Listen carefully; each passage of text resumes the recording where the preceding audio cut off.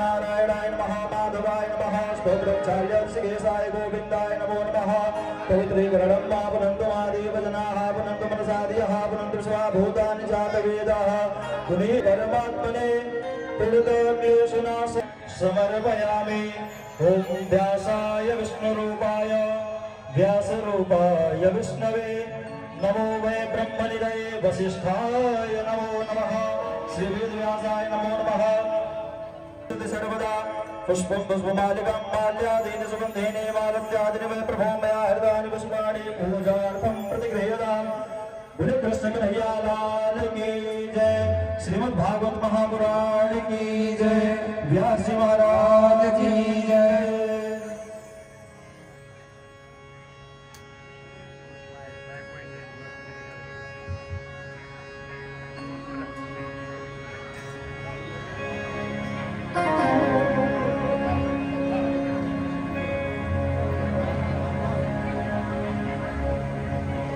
कथा यजमान चौधरी प्रतीकभाई मुरजीभाई फुलहारથી પોથી પૂજન કરશે પોથીને હાર ચડાવશે ગુલાબનો હાર પોથી પર ચડાવશે ચૌધરી પ્રતીકભાઈ મુરજીભાઈ યજમાન મુખ્ય યજમાન ચૌધરી ભીખાભાઈ રામજીભાઈ महाराज ने माल्या पर चोलो ने બધું કરી દીધું ને महाराज ने माल्या पर करશે सोमपुरी मारने चौधरी भीखाभाई रामजीभाई कथाना मुख्य यजमान श्री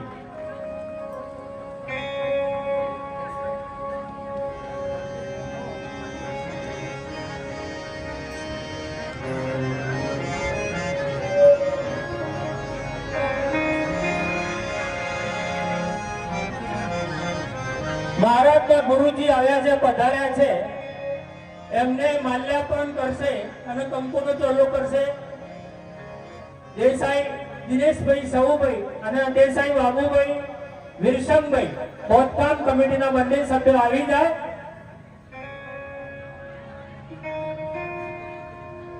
દિનેશભાઈ સવુભાઈ માલ્યાર્પણ કરશે મહારાજના ગુરુજીને જે વૃંદાવનથી પધાર્યા છે મહારાજને જે शिक्षण આપ્યું એ ગુરુજી વૃંદાવનથી પધારેલા છે એમના ગુરુજી છે એમનો ગુલાબથી સ્વાગત ભાવિનભાઈ ફલજીભાઈ પાણીઓ એ બદલે માન્યા પણ એમના ગુરુજીને કરશે।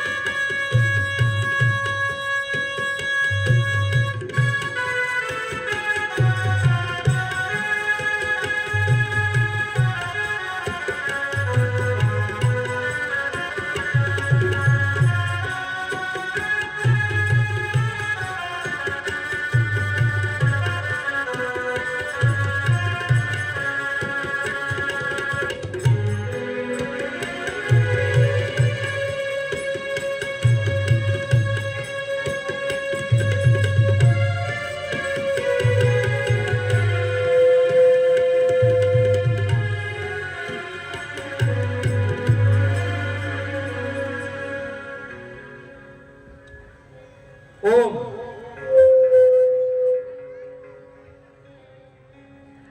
સ્વાગતમ સ્વાગતમ સ્વાગતમ. પધારેલ વડીલો, સજ્જનો, માતાઓ, બહેનો, બાળકો, બહારથી અમારા આમંત્રણને માન આપીને પધારેલા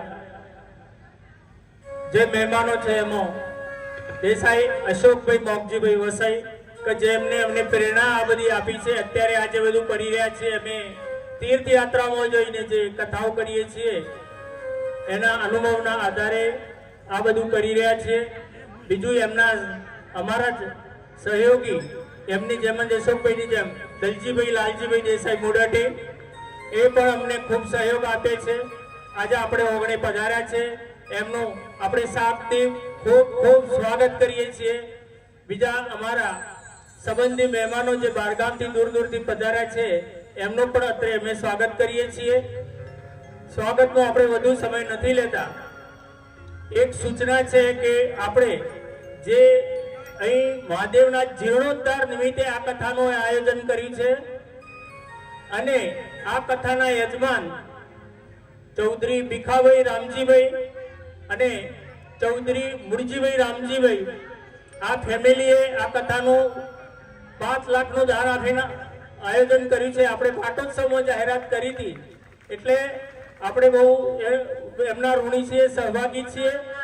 આ પ્રોગ્રામને કઈ રીતે સફળ બનાવો આપ સૌના હાથમાં છે. આપણને ખૂબ જ સરસ મહારાજ શ્રી સોહમપુરી મહારાજ મળી ગયા છે કથાવાચક. એના પણ આપણે ખૂબ ખૂબ આભારી છીએ. આપ સૌથી એમનું સ્વાગત કરું છું. આપણે કથાને માણીએ અને આપણે કથા દાન માટે પાછળ વ્યવસ્થા રાખેલી છે. જો ભાઈઓ બેઠેલા છે તો જેને કથા દાન કરવું હોય, જેની ઈચ્છા હોય મનમાં એ કરી શકે છે. મહાદેવના જીર્ણોદ્ધાર માટે જેને દાન નોંધાયું છે ને નોંધાવવાનું હોય એ પણ ત્યાં દાન લખાવી શકશે. આપણે કથા પૂર્ણાહુતિ સમયે આપણે એની રજૂઆત કરીશું તો કોને કોને દાન નોંધાયું છે નામ આપણે વાંચીશું.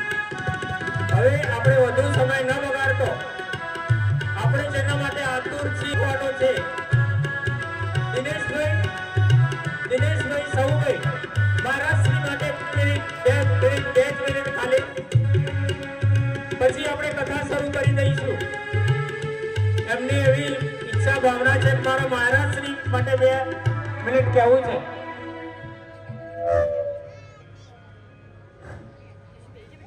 હું નથી આકાશ કે મને નવલખ તારા મળે, હું નથી આકાશ કે મને નવલખ તારા મળે. જીવનમાં બસ એક જ આશ, મને મારા સદગુરુ મળે. આજે સદગુરુ મળ્યા છે, શ્વાસની સંખ્યા વધી ગઈ. સદગુરુ જો સાથ મળે તારો, મૃત્યુની ભીતિ ટળી ગઈ. સદગુરુ આશીર્વાદ મળી ગયો આપણા. આજે એવા એક સદગુરુના આપણે સાનિધ્યમાં સામીપ્યમાં 7 દિવસ રહેવાનું છે. અહીંયા આપણે આવ્યા આપણા જીવનનો એક મોટો લાવો કહેવાય. કથા એ જીવનનો થાક ઉતારવાની એક આધ્યાત્મિક વસ્તુ છે. થાક એટલે આધ્યાત્મિક સમજણ. અને ભાગવત એટલે ભક્તિની બેઠક. જીવનમાં ભક્તિ કેવી હોવી જોઈએ? તો ભક્તિ કેવી હોવી જોઈએ આપણા જીવનની અંદર એ ભાગવત દ્વારા સમજાય. આપણું કુટુંબ કેવું હોવું જોઈએ એ રામાયણ દ્વારા સમજાય. અને જીવન કેવું હોવું જોઈએ પંચરંગી ક્રાંતિ એ મહાભારત દ્વારા સમજાય. તો આજે આપણે આવ્યા છીએ, બરાબર વિનંતી છે હૃદયપૂર્વક. એટલે બધા જો વિશેષ કંઈ કહેતો નથી, બસ આપણે આતુર છીએ મારા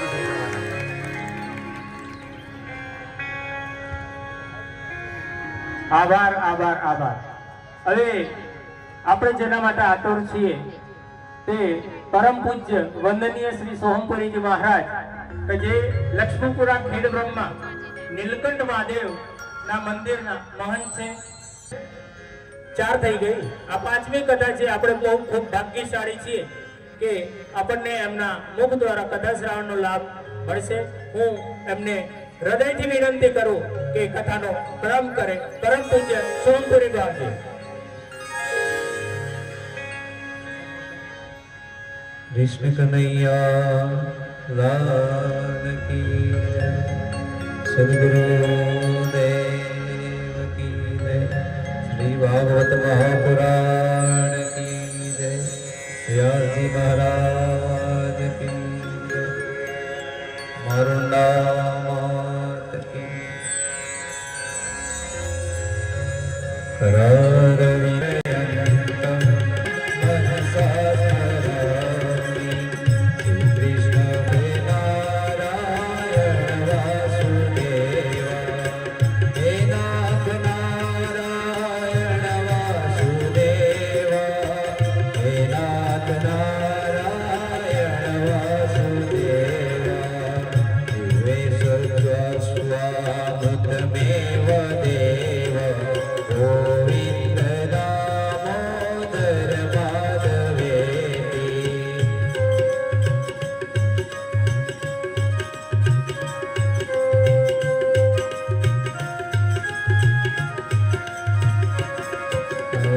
विक्रेतु कामाखिल गोपकन्या। मुरारी पादा चित्तवृत्ति। तद्यादिकं मोहवसादवोच। गोविन्द दामोदर माधवेति। गोविन्द दामोदर माधवेति। गोविन्द दामोदर माधवेति। गृहे गृहे गोपवधू कदम्बा। सर्वे मिलित्वा समव्याप्तयोग्यं। पुण्यानि नामानि पठन्ति नित्यं। गोविन्द दामोदर माधवेति।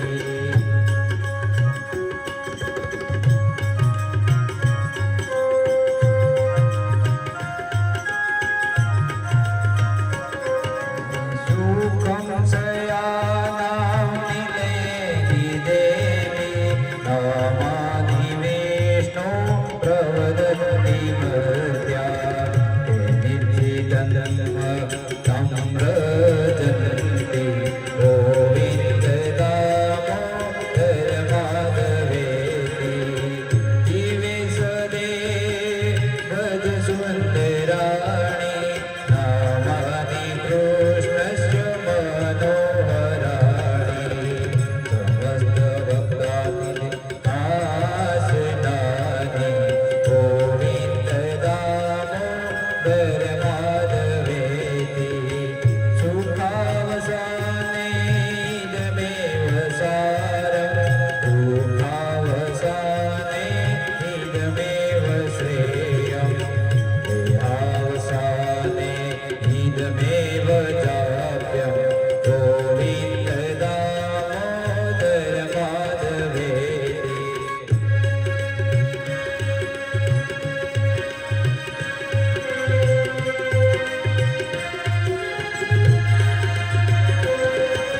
श्रीकृष्ण राधा वर गोकुलेश। गोपाल गोवर्धननाथ विष्णु। दिवे पिबस्वामृतमेव देव। गोविन्द दामोदर माधवेति। दिवे रसग्ने मधुप्रियाय। सत्यमिदं त्वां परं वदामि। अवर्णयेता मधुराक्षराणि।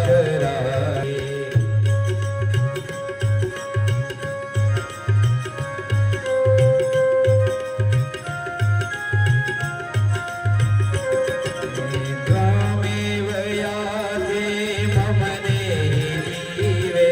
स्वयमेवं मधुरं सुभक्त्या। गोविन्द दामोदर माधवेति। श्रीनाथ विश्वेश्वर देत शत्रु। जीवे पिबस्वामृतमेव देव।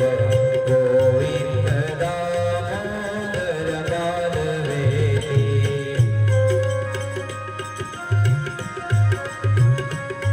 श्रीपते केशवेति।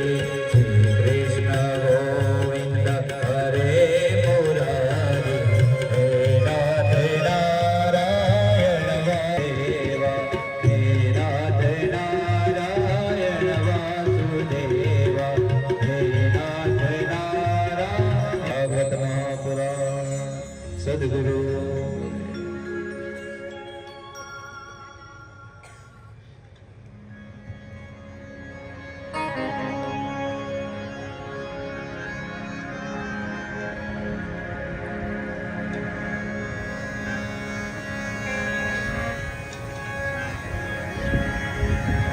द्वारिकाधीश की जय। कृष्ण कन्हैया लाल की जय। बोलो सर्वेश्वर महादेव की जय। श्री मारुंगा मात की जय।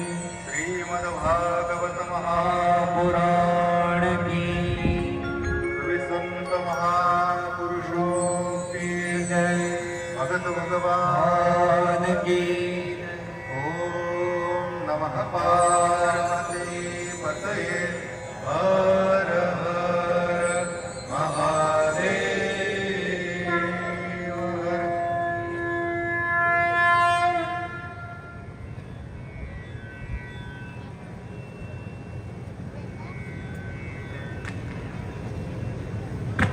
हरि ओम।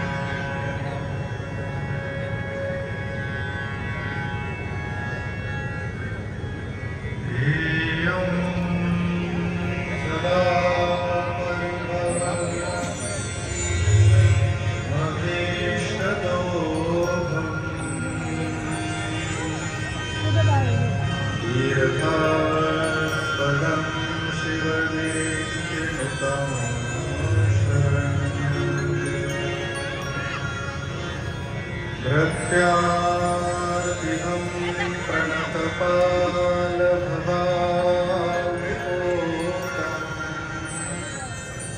वन्दे महापुरुषते चरणारविन्दम्।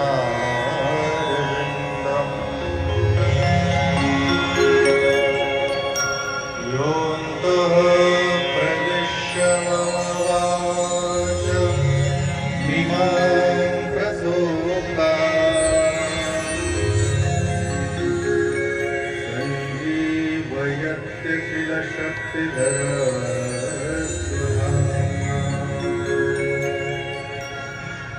अन्यांश्च हस्तचरण श्रवणात्मगामिनीम्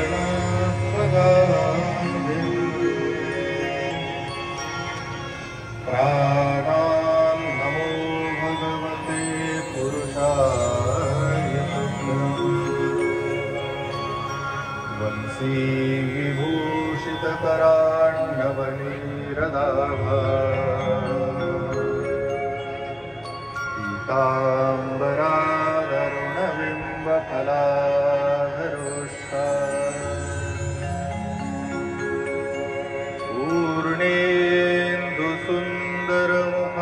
पूर्णेन्दुसुन्दरमुखादरविनात् परं किमपि तत्त्वमहं न जाने।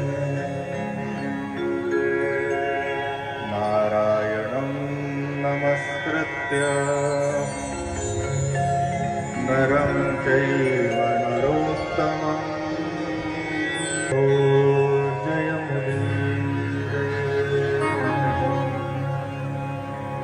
वन्दे देवमुमारणम् वन्दे पन्नकभूषणं वन्दे सूर्यशशाङ्कवननिनयनम् स्वस्ते स्मृतामतिमतीव शुभाङ्कनासि दारिद्र्यदुःखभयहारिणिका त्वदन्या सर्वोपकारकरणाय सदा सृजिता। शङ्करं शङ्कराचार्यं पुनः पुनः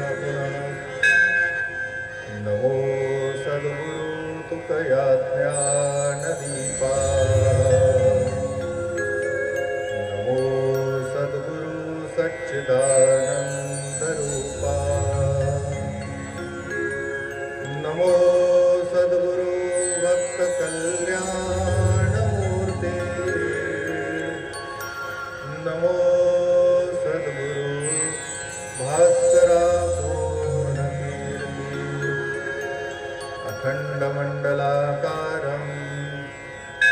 व्याप्तं येन चराचरं तत्पदं दर्शितं येन तस्मै श्रीगुरवे नमः। जय जय श्रीराधारमण जय जय नवल किशोर जय गोपी चित्तचोर प्रभु जय जय माखन चोर जय जय माखन चोर जय जय माखन चोर। बोल द्वारिकाधीश के कृष्ण कन्हैया श्री सर्वेश्वर महादेव की श्री मारुंडा की श्रीमद्भागवत महापुराण की। ओम नमः पार्वती पतये हर हर महादेव हर। सच्चिदानन्दरूपाय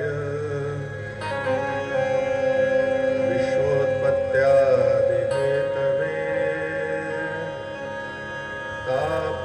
तापत्रयविनाशाय श्रीकृष्णाय वयं नमः।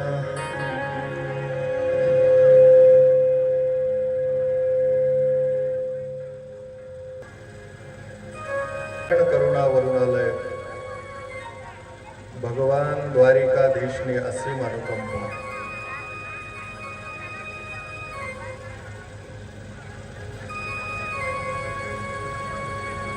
અને ભોળાનાથ આશુતોષ સર્વેશ્વર મહાદેવ ભગવતી આદિશક્તિમાં મારુંડા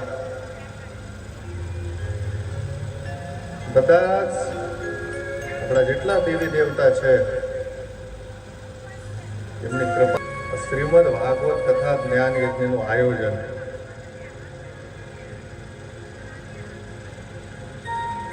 મંચસ્થ બના જય જય રાધારમણ જય જય રાધારમણ હરિ બોલ જય જય રાધારમણ હરિ બોલ।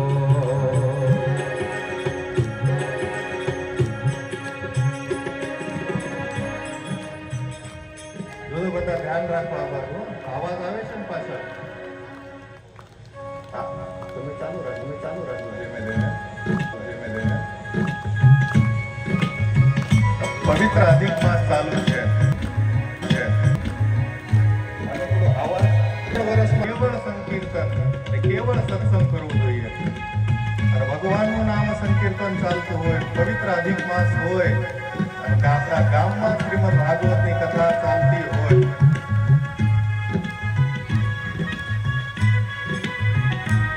તો પછી આપણે શાંત રહેવાનું શાંત ના રહેવાનું અને આપણે બધાને ખબર છે માં મારુંડાનો આશીર્વાદ છે માં બ્રહ્માણીનો આશીર્વાદ છે માં ચામુંડાનો આશીર્વાદ છે ભાદરવાનો મેળો હોય આપણે બધાને ખબર છે આ રોડ ઉપરથી જતા હશે અંબાજી બધા ભાદરવાનો મેળો હોય બધા અંબાજી જતા હોય હાથમાં ભજન બે બોલે છે ને બધા આ મંત્ર બધા બોલે છે ઓમ મારી અંબે ઓમ મારી અંબે એ લોકો તો ચાલતા હોય બબુભાઈ સાહેબ ભાદરવાની ગરમી કેટલી હોય ખબર છે ને બધાને ભાદરવાની ગરમી બહુ જોરદાર હોય અમારા સાધુ સમાજમાં કહાવત છે ભાદરવામાં એટલી ગરમી હોય પણ આ કથા મંડપમાં અંદર તો એટલી ગરમી નથી ને ચારો બાજુ કુલર છે ઉપરથી ફવારા છે એટલા ગરમીમાં એ પગપાળા ચાલતા હોય તો માનું સ્મરણ કરતા હોય આપણા તો મંડપમાં બેઠા છે કોઈ તકલીફ નથી ને તો બધા જ બોલો મારા સાથે હા જય જય રાધારમણ જય જય રાધારમણ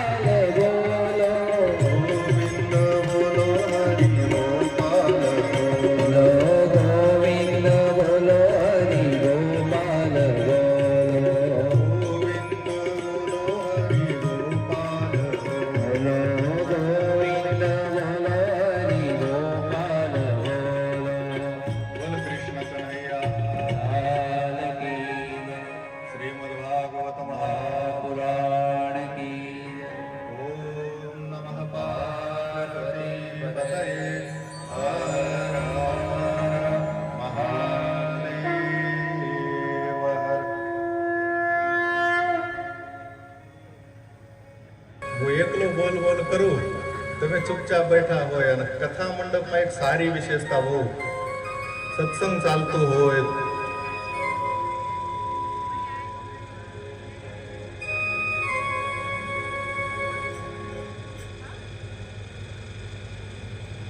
સત્સંગ ચાલતો હોય, શ્રીમદ ભાગવતની કથા હોય, પરમાત્માનું નામ સંકીર્તન ચાલતું હોય તો એમાં વિઘ્ન બહુ આવે છે. કેમ? ભગવાનનું નામ છે ને એમને આવતો નથી. શ્રીમદ ભગવદ્ ગીતામાં પરમાત્માએ પોતે કહ્યું છે, ઘણી વાર એમ થાય કે આપણે કહીએ કે રામ રામ કરો, રામ રામ કરો. રામ રામ કોઈ સામાન્ય શબ્દ નથી, એમને એમ આવતો. શાસ્ત્રમાં જ કહેવાય, લખેલું છે, આપણા સમસ્ત ધર્મશાસ્ત્રોમાં લખ્યું છે કે ભાગ્યોદયેન બહુ જન્મ સમર્જિતેન સત્સંગમમ ચ લભતે પુરુષો યદાવ. ભાગ્ય સારું હોય તો જ સત્સંગ મળે છે. આગળ વિસ્તાર આવશે એનો આપણે કરીશું. પણ રામ રામ કહેવા માટે પણ બહુ પુણ્યની જરૂર હોય. એમને એમ રામ રામ આવતો. એક આપણે ભારતીય સંત પરંપરામાં એક મહાન ઋષિ થયા. એમના પૂર્વાશ્રમમાં થોડું જોઈએ તો એ કોણ હતા યાર? પણ એમને રામ રામ નહીં કહ્યું, મરા મરા કહ્યું. તો શું કોણ હતા એ? વાલ્મીકીજી હતા ને, આપણે બધાને ખબર છે. રામ રામ કેમ નથી કહ્યું? મરા મરા કહ્યું એમને. તર્કશાસ્ત્રી બહુ સારા થયા. એમને કહ્યું કે રામ રામ કરવા માટે પુણ્યની જરૂર હોય, મરા મરા કરવા માટે પુણ્યની જરૂર. ખબર પડી ને?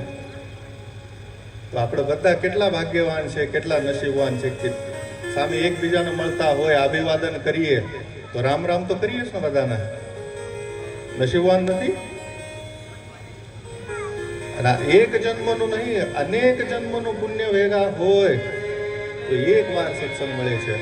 યોગેશ્વર શ્રી કૃષ્ણ ગીતાજીમાં કહે છે, ભગવાન પોતે કહે છે કે અનેક જન્મ સંસિદ્ધો તતો યાતિમ પરામ ગતિ. એક જન્મનું નહીં, અનેક જન્મનું પુણ્ય ભેગા હોય તો એક વાર રામ રામ કહેવા માટે મળે છે આપણાને. તો સાચું કહેજો, આપણે કેટલા નસીબવાન છે કે આપણે કાયમ રામ રામ કરીએ. આપણા ઉપર પુણ્ય નથી, પરમાત્માની દયા નથી, આપણું ભાગ્ય કેટલું સારું છે કે કાયમ રામ રામ કરીએ. અને આજે જો પુરુષોત્તમ માસનો બીજો દિવસ છે, અધિક મહિનાનો બીજો દિવસ છે, એટલે આજે બીજ પણ છે. મને આનંદ એટલો આવ્યો ને જ્યારથી શોભાયાત્રા ચાલુ થઈ ને. ફળિયાથી આવી નાની નાની ગલીઓ છે, આપણા બધાને ખબર છે. ઉત્સાહ એટલો હતો, આનંદ એટલો હતો ને કિરીટભાઈ, આમાં કોઈ બહારનું નથી, તમારું સમજી લેજો. આનંદ એટલો હતો, ઉત્સાહ એટલો હતો ને મારી માજીઓ પણ ડિસ્કો કરતી હતી.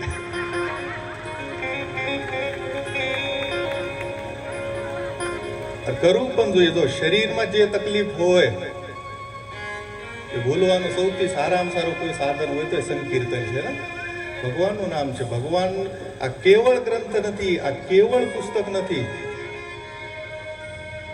તેને એમ વાંગમયી મૂર્તિ પ્રત્યક્ષા વર્તતે હરિ. આ કેવળ પુસ્તક નથી, એમ નથી. તેને એમ વાંગમયી મૂર્તિ પ્રત્યક્ષા વર્તતે હરિ. આ સાક્ષાત પુરુષોત્તમ છે. કોણ છે?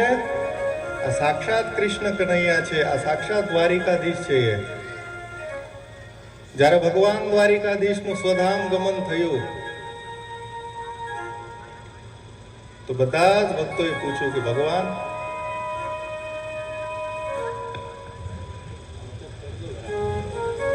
થોડું સંકીર્તન બોલો.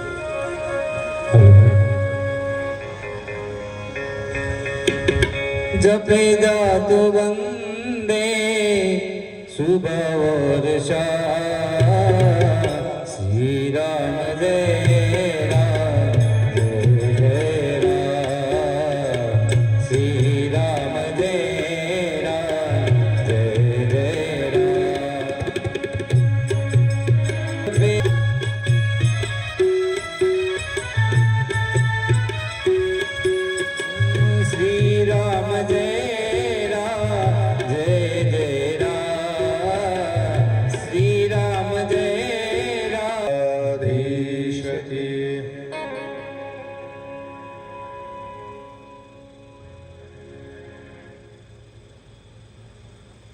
અમુક વખત એવું હોય કે નવા વાવાજી છે એટલે જોઈને સીટી મારતો હશે કદાચ, ઘણી વાર એમ થાય.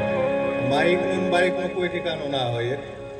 બધાના આવાહન કર્યું છે થોડું પેટ્રોલ ડીઝલ ઓછું વાપરો, ફરવાનું આ બાઇક માટે, આ મોટી ગાડીઓ માટે.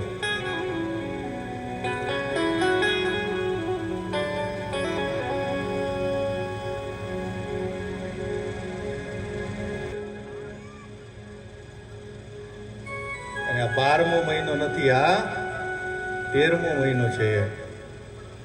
અને આજે કહેવામાં મને બહુ ઉત્સાહ પણ છે કે જ્યારે ખૈરાલુમાં પહેલી વાર આવ્યો ને, મારુંડાનું પાટોત્સવ હતું. આપણે બધાને ખબર છે ને, માનું પાટોત્સવ હતું, મળ્યા હશે, આપણે બધાએ સાંભળ્યું. સ્ટેજ ઉપર બેઠા બેઠા જ માને પ્રાર્થના કરી, ભગવતી માં મારુંડાને પ્રાર્થના કરી કે માં 15 મિનિટમાં તો શું બોલીએ કે તમે એવી કૃપા કરજો કે ખૈરાલુમાં 7 દિવસ રહું. કથાના જે મુખ્ય યજમાન છે ભીખાભાઈ સાહેબ, એમનો સંપૂર્ણ પરિવાર, તો સાહેબે ત્યાં જ દાન ઘોષિત કર્યું ને. બાબુ કાકાને ખબર છે.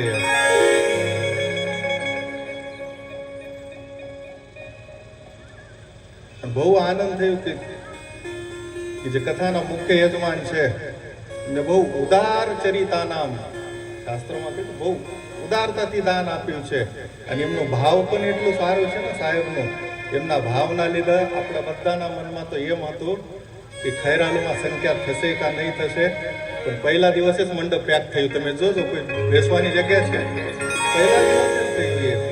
ઘણી વાર અશોકભાઈ સાહેબ એમ થાય કે આ બધું જ ભાવ ઉપર જાય છે. કેના ઉપર? ભાવ ઉપર જાય છે.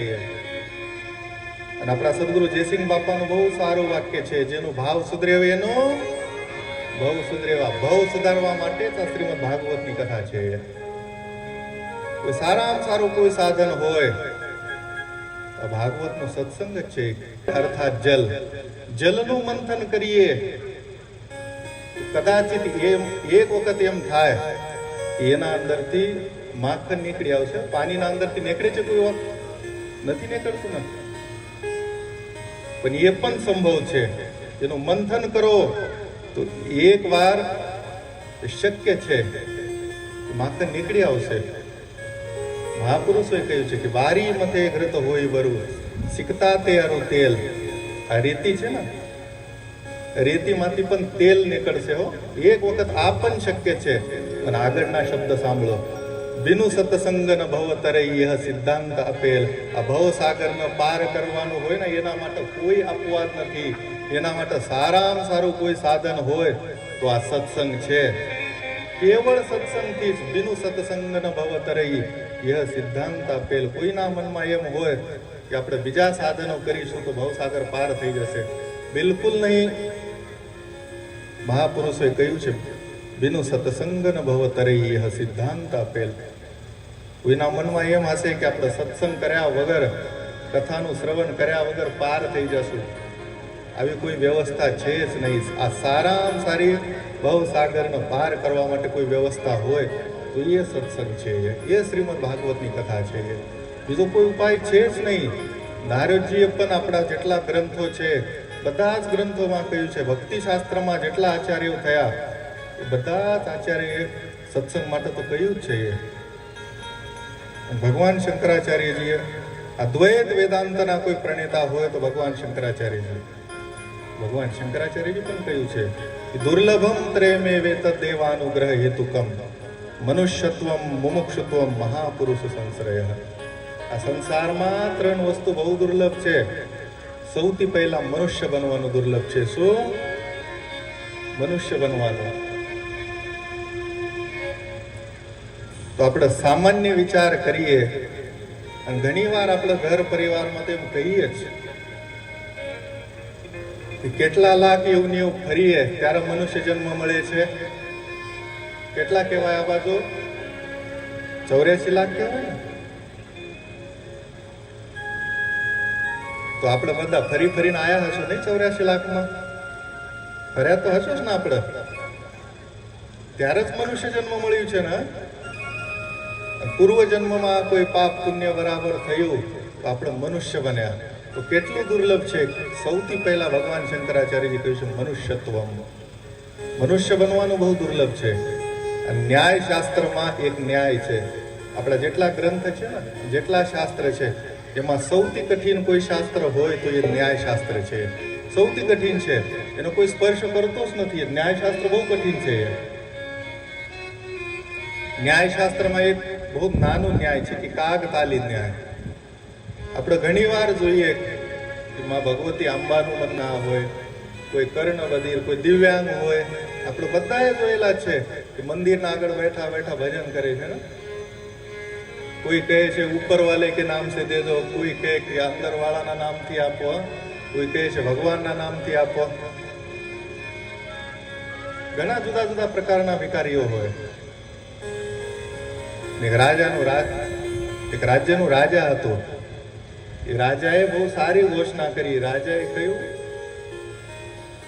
મને એક કાગડાની જરૂર છે. કાગડો ખબર પડે છે ને આપણા બધાને, કાગડો જ કહેવાય ને આપણી ભાષામાં, પક્ષી હોય.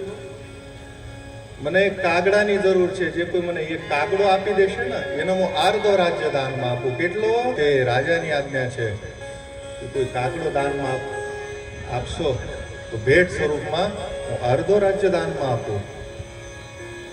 પ્રચાર પ્રસાર એટલું થયું તો મંદિરના આગળ ભિખારીઓ બેઠેલા હતા. એમના કાન ઉપર પણ આ વાત પડી કે આ મનુષ્ય જન્મ કેટલો દુર્લભ છે ને. એના માટે ન્યાય સિદ્ધાંતમાં નાનું વાક્ય આવ્યું છે કે કાગતાલી ન્યાય. મંદિરના સામે ભિખારીઓ બેઠેલા હતા. એના કાન ઉપર પણ આ શબ્દ આવ્યા કે જે કોઈ રાજાને કાગડો દાનમાં આપી દેશો તો રાજા ભેટ સ્વરૂપમાં અર્ધો રાજ્ય આપવાના છે. બધા ભિખારીઓમાં એક ભિખારી હતો, એની બે આંખો નથી, પણ મંદિરના આગળ બેઠા બેઠા પછી બે આંખો નથી. સૌથી ચતુર પક્ષી હોય, પક્ષીઓમાં સૌથી ચતુર હોય તો કોણ? બોલજો. જાગો છો કે ઊંઘો છો? બધા જાગો છો ને? સૌથી ચતુર પક્ષી કાગડો હોય. સારા સારા નજર વાળા હોય ને નરેશભાઈ, એમના હાથમાં પણ નથી આવતો. એ તો દિવ્યાંગ ભિખારી હતો, બે આંખો નથી એની, પણ રાજાની ઘોષણા એના કાન ઉપર આવી કે કોઈ કાગડો દાનમાં આપી દેશો તો રાજા અર્ધો રાજ્ય દાનમાં આપે. સાચા અર્થમાં ભગવતી એની પ્રાર્થના માની લીધી. તાળી પાડતા પાડતા છે ને એક કાગડો આવ્યો ને એના હાથમાં. નેત્રહીન વ્યક્તિ છે, આંધળો છે એ. આટલું બધું હોવા છતાં કાગડો એના હાથમાં આવ્યો. એ બહુ ખુશ થયો કે આજથી આપણે મંદિરના આગળ બેસીને ભીખ માંગવાનો બંધ. કેમ? આ કાગડો રાજાને આપી દેશું આપણે તો રાજા આપણાને શું આપશે? અર્ધું રાજ્ય આપશે. તો રાજા અર્ધો રાજ્ય દાનમાં આપી દેશે. બે આપું તો આખું રાજ્ય દાનમાં આપું. તો જે હાથમાં આવેલું કાગડો હતું ને, લાલચમાં જે હાથમાં આવેલો હતો, પંખો બંધ કરી દેજો, આવાજ બહુ આવે છે. આપણે કયો વિષય ચાલુ હતો? પૂજ્ય આપણા જેટલા સંતો છે ને, રામજી બાપાથી લઈને જયસિંહ બાપા, નાથુ બાપા અને આપણા પૂજ્ય શ્યામ સુંદર બાપજી, એ મહાપુરુષોની એટલી કૃપા છે કે જોઈને કથા કરતો. બધા જ મહાપુરુષોની કૃપા છે. જયારે પૂજ્ય શ્યામ સુંદર બાપજી આશીર્વાદ આપ્યો છે ને હરિકાકા, તો એમને પછી આમ બાંધી મુઠ્ઠી નથી, આખી મુઠ્ઠી ખોલી દીધી છે. બે હાથથી આશીર્વાદ આપ્યું છે. એ આશીર્વાદ આપવામાં કોઈ કચાશ રાખીએ. આ બહુ કાઠું કામકાજ છે. કોઈ કથાકાર હોય, દરેક વિભાગમાં સ્પર્ધા છે. શિક્ષામાં સ્પર્ધા છે, આપણા બધાને ખબર છે. પરેશભાઈ ધંધામાં સ્પર્ધા છે, ખબર છે ને બધાને.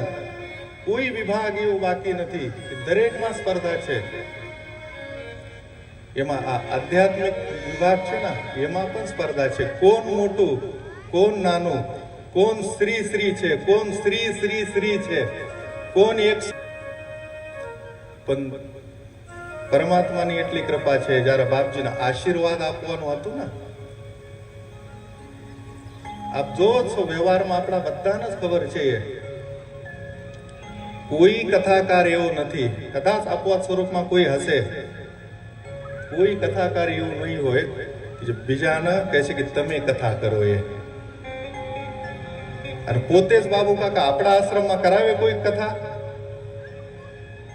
પણ જયારે કથાની વાત આવી, મને લાગે 2 વર્ષ થઈ ગયા. 8 જ દિવસ પહેલા અશોકભાઈ સાહેબનો ફોન આવ્યો, બાપજીનો ફોન આવ્યો કે તમારા વસઈ આશ્રમમાં કથા કરવી છે, માં જગદંબાની પ્રાણ પ્રતિષ્ઠા છે. કદાચ દેવ દિવાળીનો સમય હતો. આપણે કથા આ લીલાવતી કલાવતી આપણે બધાને ખબર છે, 7 દિવસ કરવી છે. અને પછી અશોકભાઈ ફોન આવ્યો કે 2 સત્રમાં કરવી છે. 1 સત્રમાં નહીં, 2 સત્રમાં, સવારે 9 થી 12 અને પછી 1 થી 3 સુધી કરવી છે. બાપજીએ બહુ જોરદાર આશીર્વાદ આપી. બાપજીએ કહ્યું કોઈ ચિંતા કરવાની જરૂર નથી, ત્યાં બેસો, મને ખબર છે અને મને વિશ્વાસ છે કે વ્યાસ ગાદી આપનો સ્વીકાર કરવાની છે. તમે નાનપણથી સંતોની સેવા કરી છે, નાનપણથી ગુરુકુલમાં રહ્યા છો, એ સેવાનું ફળ તો મળશે જ ને. બાપજી કઈ વાંધો નહીં, આપ આશીર્વાદ આપો. અમારા સાધુ સમજવાની કહેવાય છે. બાપજી આશીર્વાદ આપ્યું, કથા પણ એટલી સારી થઈ.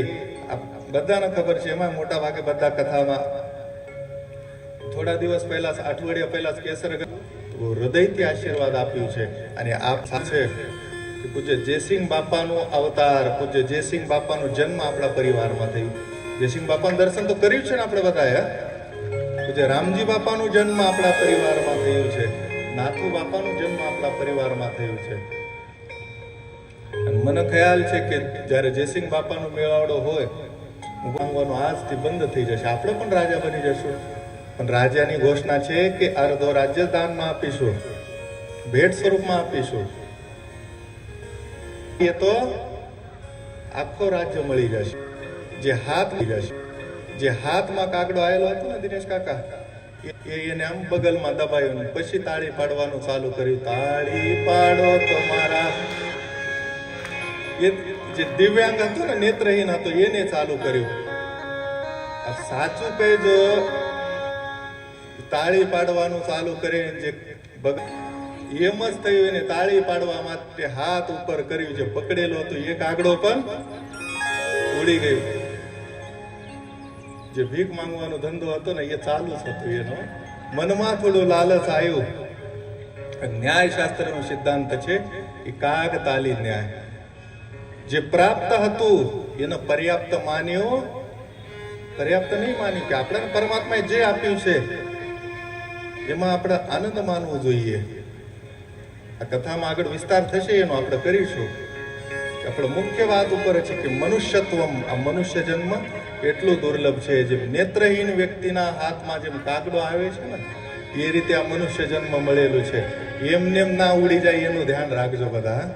ખબર પડી ને, જેમ દિવ્યાંગ વ્યક્તિના પાસેથી ઉડી ગયો, એમને આપણું આ ઉડી ના જાય, એ જ ધ્યાન રાખવાનું છે. આપણા સ્વાધ્યાય પરિવારના પ્રણેતા સ્વર્ગીય પાંડુરંગ દાદા અઠવલે, દાદા બીમાર થયા, હોસ્પિટલમાં ગયા. જયારે હોસ્પિટલમાં ગયા તો ડોક્ટરે એમની ટેસ્ટ કરી. જયારે રિપોર્ટ આવ્યું તો દાદા ખુરશી ઉપર બેઠા છે, સામે ડોક્ટર સાહેબ છે. અસ્થિઓના ડોક્ટર હતા, હાડકાના ડોક્ટર હતા. એ ડોક્ટરે પૂછ્યું કે દાદા તમે શું કામ કરો છો? દાદા તમે શું કામ કરો છો? દાદા બોલ્યા નહીં. રિપોર્ટ જોઈને ડોક્ટર બોલતા હતા. દાદાએ કહ્યું શું લખ્યું છે રિપોર્ટમાં? કે અત્યારે ઉંમર કેટલી છે આપની? દાદાએ કહ્યું 50 થી 55, 60 વર્ષની હશે લગભગ. રિપોર્ટમાં એમ આવ્યું છે દાદા, લગાતાર 150 વર્ષ સુધી કાયમ બહુ મહેનતનું કામ કરશો ને, કેટલા વર્ષ સુધી? 150 વર્ષ સુધી ઓછું થાય. આપણી ભાષામાં હાડકા ગળી જાય, એમ જ કહેવાય ને. કેલ્શિયમ ઓછું થાય. 150 વર્ષ સુધી કાયમ કામ કરે તો એટલું કેલ્શિયમ ઓછું થાય. તમારું 50-55 વર્ષમાં કેલ્શિયમ ઓછું થયું છે. આપ કામ શું કરો છો? તો દાદાનું વાક્ય છે, માનવ છે ને, આપણી માનવી ભૂલી ગયો છે. આપણે લેવલ છે ને એનાથી નીચે આવ્યું છે. આ મનુષ્યને લેવલમાં લાવવાનું કામ હું કરું છું. એ દાદા શબ્દ છે કે મનુષ્ય આપણું લેવલ છોડી નીચે આવ્યું છે, એ ઉપર લાવવાનું કામ કરું છું હું. મનુષ્ય લેવલ છોડી નીચે આવશે. આપણા જોડે 7 દિવસ છે, સમય મળવાનું છે, એમાં આપણે વિસ્તાર કરીશું. પણ મનુસ્મૃતિનો સૌથી પહેલો શ્લોક છે, એ સૌથી પહેલો મંત્ર છે, મનુર્ભવ બીજો કાંઈ ના બનો તો ચાલશે, તો પણ કોણ બનો? મનુષ્ય બનો તમે. હવે એક પ્રશ્ન કરું છું, આપણે કોઈ બહારના નથી, ઘરના જ છીએ. બહારના 1 વાગી જાય તો કોઈ ચિંતા નથી, હો, જમવાનું છે જ, પણ ચિંતા ના કરતા ટાઈમસર છોડીશું. તો મનુર્ભવ કેમ કહ્યું છે? કૂતરું હોય, કોઈ પશુ પક્ષી હોય, એને કેવું પડે છે કૂતરું બની જા? ગધેડાને કેવું પડે છે તું ગધેડો બની જા? પણ માણસને કેમ કેવું પડે છે? આ ઉત્તર સાંભળવો. માણસને જ કેમ કેવું પડે છે કે મનુર્ભવ? પેલા આમ આમ કરીને ખાય છે, એને શું કહેવાય? બોલજો જરા. બાપજી તો પહેલા દિવસથી જ આમ ચાલુ કર્યું. શું કહેવાય મારી બેનો? જોરથી બોલજો તમે જરા. એને શું કહેવાય? બધાને ખબર છે ને? માણસ જ ખાય છે ને. રસ્તા ઉપરથી કોઈ ગધેડો જતો હોય તો એને થોડું આપીને જોજો, એ ખાશે? તો બીજો પશુ પક્ષી હોય એને થોડું આપીને જો, એ ખાશે? ના ખાય ને. તો એટલે જ કહ્યું હશે મનુ મહારાજે કે મનુર્ભવ, બીજું કાંઈ ના બનો તો ચાલશે, તો મનુષ્ય બનો. કિરીટભાઈ ખબર છે ને? એટલે જ કહ્યું છે શાસ્ત્રોમાં. અમારી બાજુ તંબાકુનું ઉત્પાદન બહુ સારી રીતે થાય છે. તો મેં પૂછ્યું એક દાદાને કે આમ તો શાસ્ત્રોમાં નિષેધ જ છે આ બધી વસ્તુઓનું, આપ કેમ આવો છો? એ દાદાએ કહ્યું કે બાપજી, સૌથી મોટામાં મોટો એનો ફાયદો છે, એના ઉપર દવા બહુ ઓછી મારવી પડે છે, સ્પ્રે હોય, ખાતર બહુ ઓછું, ભાવ સારું મળે છે. અને એમને અંતિમ વાક્ય બહુ સારું કહ્યું કે બાપજી, સૌથી સારામાં સારો ફાયદો છે, બીજો કોઈ પાક વાઈએ, ગાયોથી બચાવવું પડે છે, ભેંસોથી બચાવવું પડે છે, ઘેટા બકરા છે, ઊંટ છે, બધાથી એનો બચાવ કરવો પડે છે. પણ આ તંબાકુ એકમેવ એવો પાક છે, એને ના ગાય આડે છે, ના ભેંસ આડે છે, ના ગધેડો ખાતો, એ સારામાં સારો ફાયદો એ છે. તું ગધેડું ના ખાતું હોય, ખબર પડી કે નહીં? ખ્યાલ આવ્યો? જે વસ્તુનો કોઈ પશુ પક્ષી આડતો ના હોય અને એમાં આપણે ના હોય તો કેવું, કેટલા બેભાન થઈ જાય, ખબર છે ને?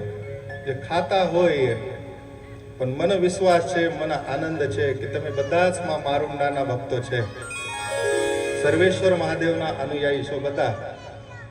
પૂજ્ય જયસિંહ બાપાનો આશીર્વાદ છે, આપણા બધા જ સંતોનો આશીર્વાદ છે, ભાગવતજીનો આશીર્વાદ છે. એ ખૈરાલુમાં કોઈ ખાતો ના હોય, મને વિશ્વાસ છે.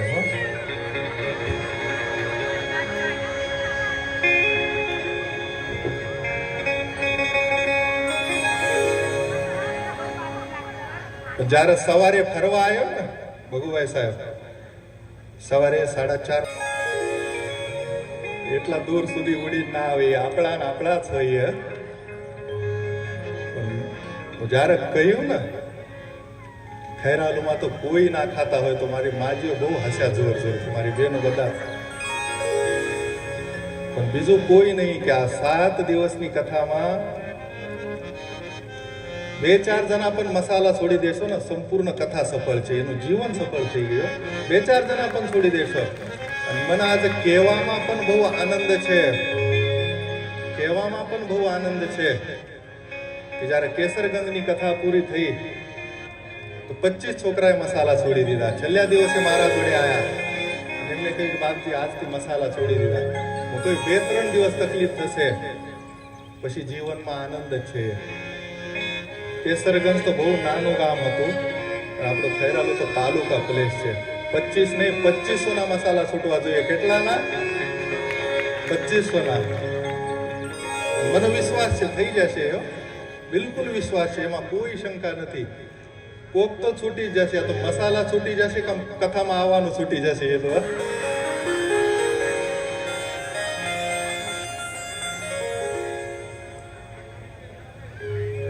સાચું કહેજો, આ કોઈ ખાવાની વસ્તુ નથી. અને મનોમન છોડી દેજો. મારા મનમાં એમ કોઈ નથી કે હાથ ઉપર કરજો. મને બધી જ ખબર છે. મસાલા તમાકુ ખાવા વાળા હોય ને, એમને તો માથા ઉપર લખેલું છે, માથા ઉપર વાંચવાનું આવડવું જોઈએ. અને એમનો કોઈ પ્રશ્ન મુનિરાજ એટલો મૌની બાબા બની જાય, કેવળ હા નામાં જવાબ આપે છે, બીજું બોલતા જ નથી. એ સૌથી મોટો ફાયદો છે. બીજું બોલતા જ નથી, કેવળ હા અને નામાં જવાબ હોય. પણ મને વિશ્વાસ છે કે માં મારુંડા કૃપા કરશે છે. જ્યારે ભગવતીની કૃપા હોય, માં જગદંબાની કૃપા હોય તો બધું જ શક્ય છે. કોઈ અશક્ય છે એવું નથી. મારા મનમાં તો પહેલા વિચાર એમ હતો કે આવતા પાટોત્સવમાં આપણે કથા રાખીશું, અને બધાનો એમ જ વિચાર હતો. પણ મને શું ખબર, માં ભગવતીની એટલી કૃપા થશે. આપણે પાટોત્સવ થઈને લગભગ 2 થી 3 મહિના થયા હશે. 3 મહિના થયા ને, વધારે ટાઈમ નથી થયું. 3 મહિનામાં જ ભગવતી આ આયોજન કર્યું. અને બીજો પરચો બતાવો માનો. પહેલા કથાનું આયોજન ક્યાં હતું? આપણે હરિહરેશ્વર મહાદેવમાં હતું. આપણે બધાને ખબર છે ને, હરિહરેશ્વર મહાદેવમાં હતું. મારાથી સર્વેશ્વર મહાદેવ બોલાઈ ગયું, પણ એ જ છે. એક કોઈ ચિંતા નથી. એ જ સર્વેશ્વર છે, એ જ હરિહરેશ્વર છે. હરિહરેશ્વર મહાદેવમાં હતું. પણ જો જગદંબાની કૃપા, આપણે પ્રાર્થના કરી હતી ને, માં તમારા દરબારમાં સેવા કરવાની છે, તમારા બધાના અંદર કેમ બુદ્ધિમાં પરિવર્તન કર્યું, ત્યાં આયોજન હતું. મારે આપણા ખોળામાં આયોજન કર્યું. આના કરતા મોટું પડતો શું જોઈએ? અને મારા મનમાં પણ એમ જ વિચાર હતો કે આયોજન આપણે ત્યાં જ થવું જોઈએ. જો ભગવતીએ કેટલી સરસ આપણી જે પ્રાર્થના હતી સાંભળી, અને આયોજન આપણા કથા મંડપ એમના દરબારમાં જ કર્યું છે. સાક્ષાત જગદંબા છે, આપણા બધાને ખબર છે. જેની જેવી ભાવના, આમ શાસ્ત્રકારે કહ્યું છે કે જાકી રહી ભાવના જૈસી પ્રભુ મુહૂર્ત દેખી તિન તૈસી. આપણે મુખ્ય વિષય ઉપર આવીએ કે દુર્લભમ ત્રેમે વેત દેવાનુગ્રહ હેતુકમ મનુષ્યત્વમ મુમુક્ષુત્વમ મહાપુરુષ સંશ્રય.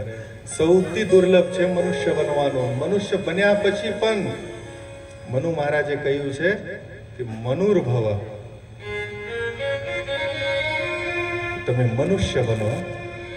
સ્વર્ગીય પાંડુરંગ દાદાએ કહ્યું છે, માનવ આપણે લેવલ છોડીને નીચે આવ્યું છે ને, એ લેવલમાં લાવવાનું કામ હું કરું છું. તો આપણે છાતી ઉપર હાથ મૂકીને એટલો તો વિશ્વાસ હોવો જોઈએ ને કે આપણાને પરમાત્માની દયા છે, સંતોની દયા છે. અને આ જે શરીર છે ને, મનુષ્ય શરીર, આ કેવળ મનુષ્ય શરીર નથી.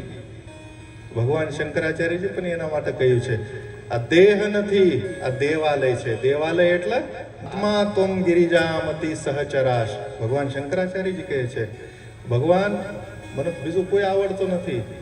હરિહરેશ્વર મહાદેવના આગળ ભગવાન શંકરાચાર્યજી ઉભા છે.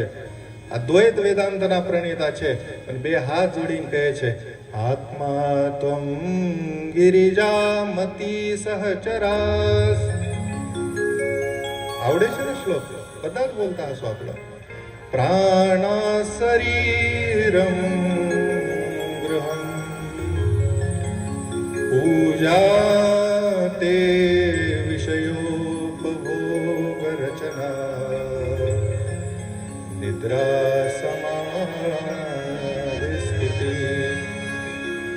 સંચાર પદયો પ્રદક્ષિણ વિધિ સ્તોત્રાણિ સર્વા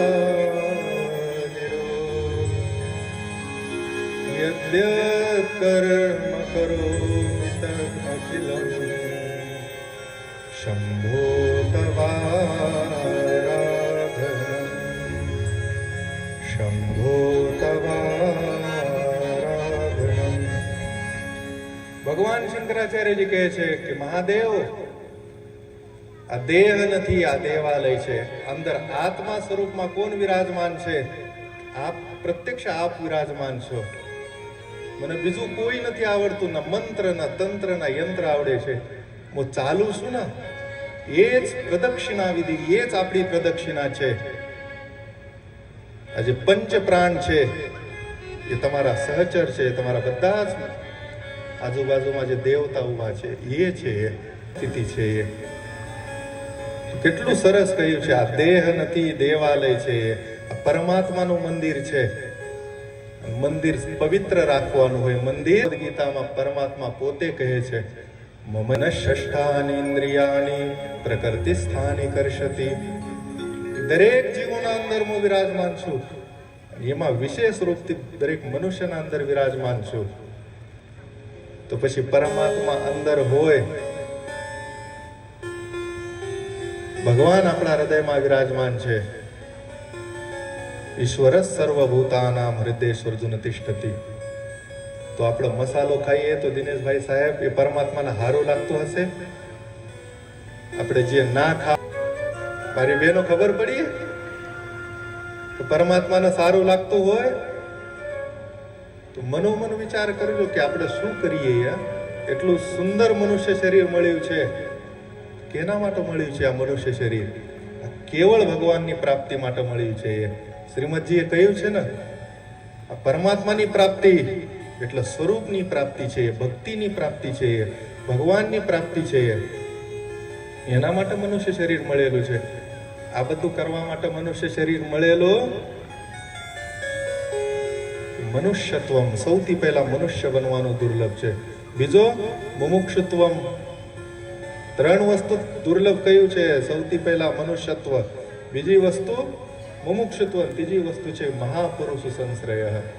મુમુક્ષુત્વ એટલે મોક્ષની ઈચ્છા. મુમુક્ષા આપણે બધા સત્સંગ મંડપમાં બેઠા છો, બધાને મોક્ષની ઈચ્છા તો ખરી ને, બધાને મુક્તિની ઈચ્છા તો ખરી. એટલે તો એટલી ગરમી છે તો પણ આયા છો. મોક્ષની ઈચ્છા છે, ભક્તિની ઈચ્છા છે, એટલા માટે તો બધા આયા છે ને. ત્રીજી વસ્તુ છે કે મહાપુરુષ સંશ્રય, અર્થાત આ સત્સંગ છે ને, આ ભાગવત કથા છે, આ બહુ દુર્લભ છે. અને આપણને એટલા સરળતાથી મળી છે. તો પછી આ કાનની 2 વાટકીઓ છે ને, પણ કાન ખુલ્લા રાખવાના. આ કાનથી સાંભળીને આ કાનથી કાઢી નાખ્યું એમ કરવાનું, આ હૃદયમાં વિરાજમાન કરવાનું. તો જ ભક્તિ. અને કેવળ ભક્તિ એકલી નહીં, ભક્તિના 2 પુત્રો છે, એક જ્ઞાન અને બીજો વૈરાગ્ય. 2 પુત્રો સાથે આપણા અંતઃકરણમાં પ્રવેશ કરશે. જ્યારે અંતઃકરણમાં ભક્તિનો પ્રવેશ થાય તો પછી ચારો બાજુ જોઈએ ને, આ સંસાર નથી દેખાતો. સિયારામમય. એના માટે સૌથી સારામાં સારું સાધન છે આ સત્સંગ છે, આ શ્રીમદ ભાગવત મહાપુરાણ છે. જ્યારે વેદ વ્યાસજી મહારાજે આ ગ્રંથનું લખાણ કર્યું અને ભગવાન નારાયણ જોડે લઈ ગયા, ભગવાન પુરુષોત્તમ જોડે લઈ ગયા, 18,000 શ્લોક લખ્યા. કેટલા? બધા પુરાણ છે, પણ આ પુરાણ નથી, આ શ્રીમદ ભાગવત મહાપુરાણ છે. પુરાણ નથી, આ મહાપુરાણ છે. જે મહાવિશેષણ લાગ્યું છે ને, એના ઉપર બહુ વિશેષતાથી જોર આપવાનું હોય કે આ મહાપુરાણ છે. જ્યારે લખાણ પૂર્ણ થયું, ભગવાન નારાયણ જોડે લઈ ગયા કે આ ગ્રંથના નામ આપો. તો ભગવાને કહ્યું શું છે આ? ભગવાન નારાયણે કહ્યું, પુરુષોત્તમે કહ્યું કે આ શું છે? મહર્ષિ વેદવ્યાસજીએ કહ્યું, ભગવાન આ આપ જ બતાયેલું છે. આપ 4 શ્લોકોમાં કહ્યું, ચતુશ્લોકી ભાગવત, અને એનું વિસ્તાર કર્યું છે, એટલે ભાગવત છે. એ તમારા મુખથી જ નિસૃત છે, તમારા શ્રીમુખથી નીકળેલું છે, એટલે શ્રીમદ ભાગવત મહાપુરાણ છે. આ ભાગવત છે. ભગવાનને બહુ આનંદ થયો. ભગવાને ભાગવત નામ આપ્યું. શું નામ આપ્યું? ભાગવત નામ આપ્યું. ભગવાનનો આશીર્વાદ મળ્યો. મહર્ષિએ એક વ્યાખ્યા કરી, ભગવતા પ્રોક્તમ ભાગવતમ. વ્યાકરણ શાસ્ત્રની વ્યાખ્યા કરી કે ભગવતા પ્રોક્તમ ભાગવતમ. ભગવાનનું તો ચરિત્ર છે જ, અને એના સાથે સાથે ભગવાનના જેટલા ભક્તો છે, ધ્રુવ